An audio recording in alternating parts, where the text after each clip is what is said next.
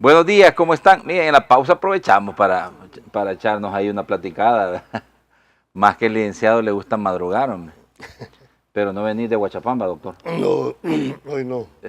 Primero, disculparme. No, tranquilo, no hay problema. Sí, sabemos, pues, y si pasás 5 programas en la noche hablando, hombre, y a veces, pues, ¿verdad que? Se resiente. Sí, resiente la garganta, pero de todas maneras, no te preocupes porque aquí todos estamos vacunados, man.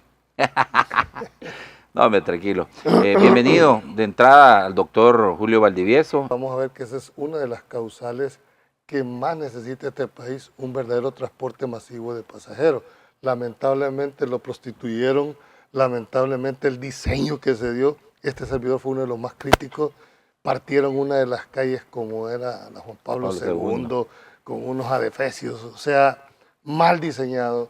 Creo que se desnaturalizó algo que pudo haber sido muy correcto para el país y que lo demanda el país ese tema. Entonces yo creo que empieza a ver la punta del iceberg. Vemos detenciones de funcionarios, ¿verdad?, que son, según lo afirmado por el fiscal, porque no tenemos a la vista el requerimiento, pero claro, puedo presumir de las declaraciones que dio el fiscal general de la República, que los funcionarios detenidos por haber firmado la concesión sin haber pasado por la autorización de la Asamblea Legislativa, y hablan ahí también de un empresario particular. El problema del país es que es una ciudad desordenada, una ciudad que no fue planificada. Entonces, a alguien se le ocurrió, esta es la ruta, bueno, aquí metámosla y la construimos al centro. ¿Qué nos manda esto? Aparte de lo legal, primero, creyeron que nunca los iban a dejar de ser gobierno en ese momento. Hicieron y deshicieron a diestra y siniestra. Se los advertían, no hay facultades para haber hecho eso. En un momento determinado va a cambiar este tema y la correlación se les va a mover. Dicho y hecho. Y mira, Julio, sí, o sea... Primero hay que diferenciar. Un funcionario puede equivocarse administrativamente. Es decir, yo otorgué una concesión que no seguí los procedimientos para los cuales debía haberlo seguido. Hay una sanción. ¿Cuál es? La revocatoria, la anulación. Pero otra cosa es la parte penal. Es decir, si realizaste algún ilícito, entiendo yo, por lo menos eso le percibí, que había la parte de la extorsión. Sí, y eso te quería preguntar, porque Miguel Castañeda y en el caso de Nelson García, el viceministro, fíjate, el director de tránsito, por haber entregado, firmó pues para entregarlo, ¿verdad? Va, no firma... Por eso le dicen actos arbitrarios. Ajá, no firma Nelson García, que la lógica te indica debe de ser el viceministro, pero se lo mandan al gatillo, va, firmamos aquí, se lo engancharon, firmó, ¿verdad? Lo entrega, hoy se lo llevan por actos arbitrarios, pero a Nelson García lo llevan por extorsión. ¿En qué consistió esa extorsión? Es lo que no conocemos, ¿verdad? Como no conocemos, pero cuando vos vas a la definición de lo que es la coacción, a contraprestación... ¿Y a quién extorsionaron? ¿A quién extorsionaron? O sea, no me gustaría especular, mi formación no me permite, pero si está imputado el tema de extorsión, es que va más allá de un aspecto puramente administrativo. Lo que tú decís. Le dijeron, mira, firmá. Bueno, si tan correcto era, pues que firme el más grande. Pues, claro, ¿y por qué me lo mandan a mí? Porque me lo mandan a mí. Pero esa es mentira. Ya en la práctica, aunque uno insista, ¿verdad? Es raro el funcionario, porque hay que diferenciar entre las dos categorías, funcionario y empleado. Entonces, si el funcionario toma decisiones propias, con sus consecuencias medidas, pero ninguno tiene la posibilidad de haberle dicho, no, yo no lo firmo. ¿Qué le hubiera pasado a esta persona si le dice al que le daba la orden, mira, firma eso? Se va. Y me dirá, bueno, o se niega, lo despiden. Lo despiden, es una conducta clara. Lo destituyen, sí. Pero miren, es mejor que lo despidan y no que después lo vayan a ver en este momento cómo es que están. Buen espejo, ¿verdad? Buen espejo. Un gran espejote, ¿qué es? Yo creo que de 35 milímetros, ¿verdad? Te voy a decir una cosa. Ajá. ¿Cuál es la diferencia en las acciones? En una sola cosa, porque los anteriores gobiernos también han tenido, es la misma policía, es la misma Fuerza Armada. O sea, ¿cuál es la diferencia de accionar? El resultado. Es decir, Antes se vendía ese tema, ¿verdad? Pero no había un resultado. Hoy la gente puede palpar. La gente ve la realidad, por eso ve la legitimación. Ahí es donde yo digo que hay que diferenciar. ¿Tienen la legalidad para hacer un estado de sitio? Sí. ¿Tienen la legalidad para disponerse de la Fuerza Armada? Sí. Pero hay una segunda parte, que es la legitimidad a esas acciones. Y esa la da la ciudadanía. Pero cuando le preguntan a la ciudadanía, mire, ¿y usted qué opina del cerco? ¿Qué opina del estado de excepción? A pesar de que muchos les dicen han capturado gente inocente, le dice, no, está bien. ¿Por qué? Porque en la realidad el ciudadano que estaba oprimido, el ciudadano que lo tenían confinado, extorsionado, ve que ya no es así. Entonces, la realidad al final se termina imponiendo, José, independientemente de las percepciones que puedan tener. El monopolio de la acción penal la tiene el Estado, nadie más. O sea, yo no he visto una tan sola policía en el mundo que no sea represiva. Una. Es que las policías por definición son represivas. Sí. ¿Verdad? Anda a ponértele a un policía en los Estados Unidos enfrente, a ver si no te hace católico de una gran pechada. Te marca una raíz y te dice, grite todo lo que quiera, sáquele las últimas generaciones, incluso al propio jefe de Estado, pero de esta raya no pasa. Claro. Si usted se pasa, ¿qué te toca? Está. Esa es la política. Aquí nosotros estamos acostumbrados a pegarle a los policías. Entonces creo que... A gritarle a los policías. Eso no debe a irrespetar a los policías. No puede ser. Ahora, tú haces una pregunta de fondo. Régimen de excepción. Es que yo creo que el problema del régimen no está en el régimen, sino que lo que yo veo es que han decidido el uso de la Fuerza Armada para atacar al régimen de excepción. El régimen de excepción es constitucional, por supuesto. Ahí no está en la Constitución. El 29. Ahora, ¿cuáles son las causas por las cuales tú podés determinar un régimen de excepción? Cuando se te escapa de su control normal y se da como fue el tema de marzo de ese... y esa característica se cumplía. Se cumplía, decretaron el régimen de excepción. Ahora el acuerdo y la polémica está en el uso de la Fuerza Armada para ejercer funciones de seguridad pública. Ahí es donde tiene que tener, dijéramos, muy claro el gobierno de cómo lo va, primero, estructurar de manera legal, que lo tiene. El presidente de la República, de conformidad con la Constitución, puede disponer de la Fuerza Armada de conformidad con el artículo 168, literal 12 de la Constitución, porque normalmente la Fuerza Armada está limitada para defender la soberanía y la integridad del territorio. Pero los cercos militares es el caso típico del 168, numeral 12. ¿Por qué? Cuando se te sale de control un territorio determinado y no lo podés con tu fuerza, has perdido, dijéramos, incidencia en el territorio. Josué, ¿de quién es el territorio en la práctica? Sí, a fuerza de ser honesto. A fuerza de ser honesto, Sí. por más que me querrás venir a argumentar, Sí. lo tenían las pandillas, Sí, lo claro. controlaban. A través de ellos pagabas agua, luz, no podía ingresar nadie. Es más, yo en un momento determinado llegué a pensar de que estamos frente a un Estado fallido. Cuando vos no te ejerces control, que es uno de los elementos del Estado, el territorio, ¿verdad? Puedes llegar incluso y prácticamente estábamos, si no ya estábamos como Estado fallido, al borde del Estado fallido. ¿Por qué? Porque no había control territorial. Lo más seguro es que ahí se apruebe también la extensión del régimen de excepción. Es decir, vamos a tener Navidad, fin de año, Año Nuevo, bajo régimen de excepción. Es lógico, ¿verdad? ¿Sí? No, es previsible. ¿Cuánto tiempo desde tu juicio de valor? Es muy difícil porque en la valoración... ¿Casarse con una fecha? Casarse con una fecha. Si tú escuchas las declaraciones del gobierno, dice, mira, lo voy a mantener hasta que esté el último.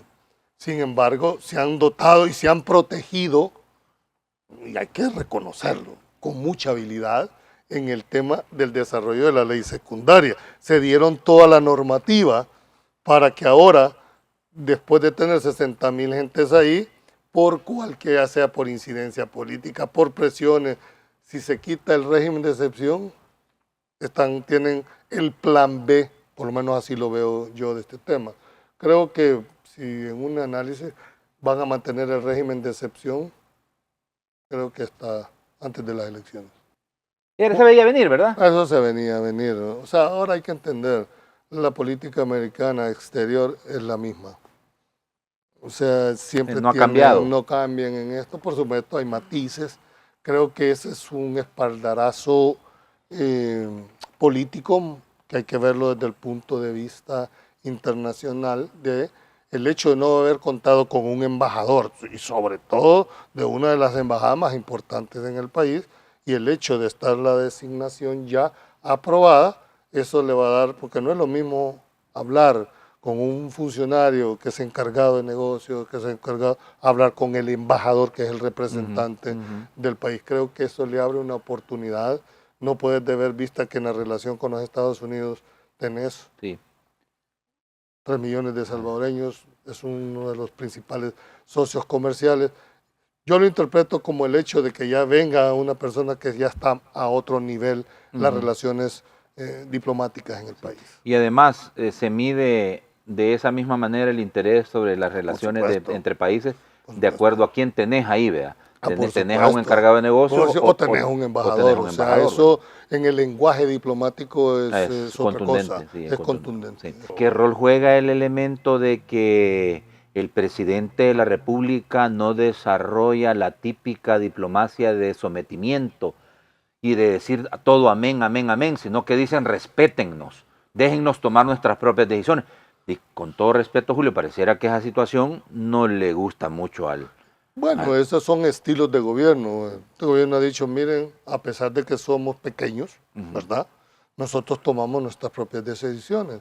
Eso se llama soberanía, el poder de decidir. Claro que la soberanía sabe hasta dónde llega, ¿verdad? Porque tradicionalmente, hay que decirlo, bajo ese concepto, las decisiones, no es fácil pararse a un Estado como los americanos.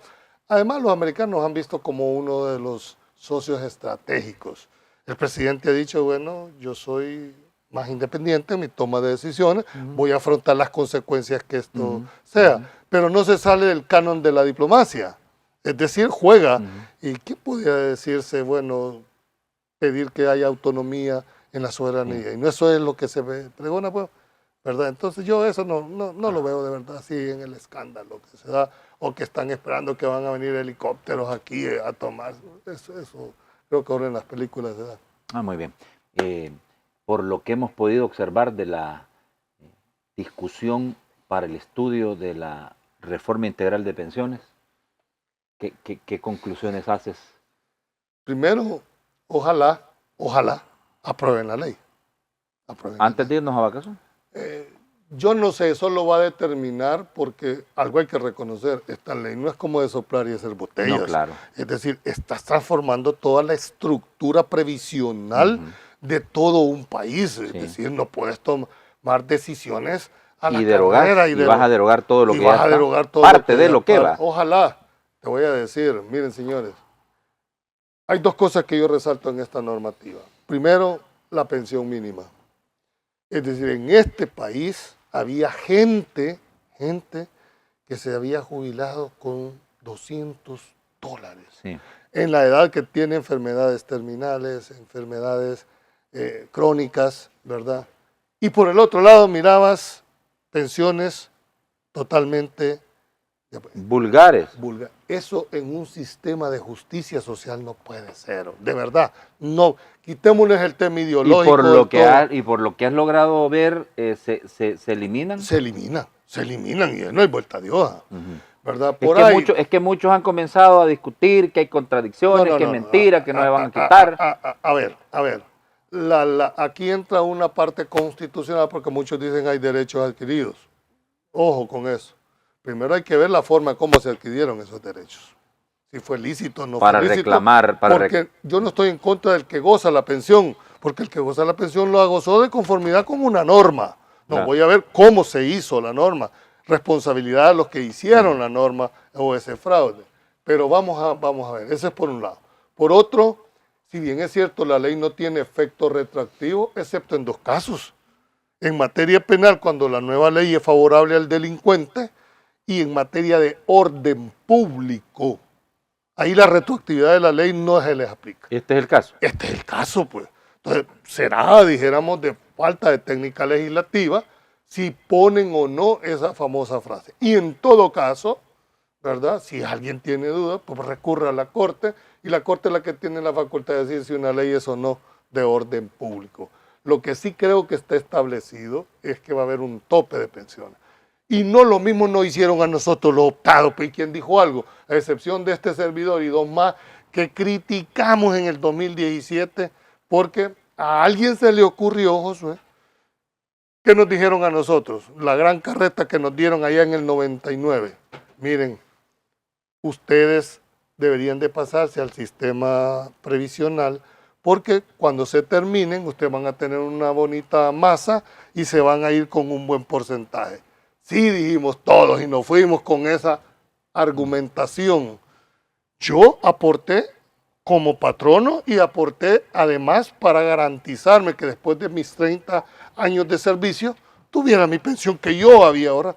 Pues les valió madre y nos dejaron que un techo de 1.750 independientemente de lo que hayas aportado. ¿Y quién nos consultó a nosotros? ¿Quién nos anduvo preguntando? Miren, ustedes están de acuerdo. Es más, yo decía, y aquí lo dije en tu programa, la Asamblea debería hacer una comisión de investigación especial para ver cuáles fueron, porque además nos han quitado las cotizaciones y aportaciones que son de nosotros. ¿Quién les ha dicho que los diputados son los dueños del pisto? Claro. ¿Cómo es que tomaron esas decisiones sin consultarnos? Y yo Asamblea no vi pasada. que gritaran, salvo algunos casos, Josué, creo que debería de reflexionarse si el sistema, el corazón del sistema era la cuenta individual, porque nos cambiaron las reglas del juego 25, 26 años después. No es ir en contra de todo el sistema de esto.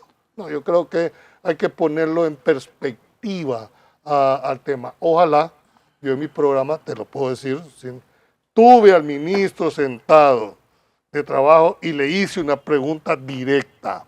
¿Es sostenible? Porque Sí, esa es la base. sí, me dijo, sostenible.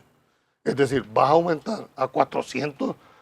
Tal vez una persona no entienda qué significa 400 personas, $400 para ellos. Pero puede significar la comida de 15 días, o sea. Sí. Es decir, tenés que ponerte en los zapatos de la gente cuando se van a tomar esta. Ojalá no se dejen doblar la mano porque hay muchísimos intereses. Y hay que decirlo. Nos vamos. Gracias, doctor Valdivieso, por la deferencia. Sé que estaba un poquito malito de la garganta, pero cumplió con el deber de estar aquí. Por supuesto, externando sus opiniones con el pueblo salvadoreño. Gracias. Gracias, José. Un saludo y una feliz Navidad si ya no nos vemos. Sí, ya no nos vamos a ver hasta el otro año, porque en radio igual, hasta el próximo año. Es que se va para la montaña el doctor.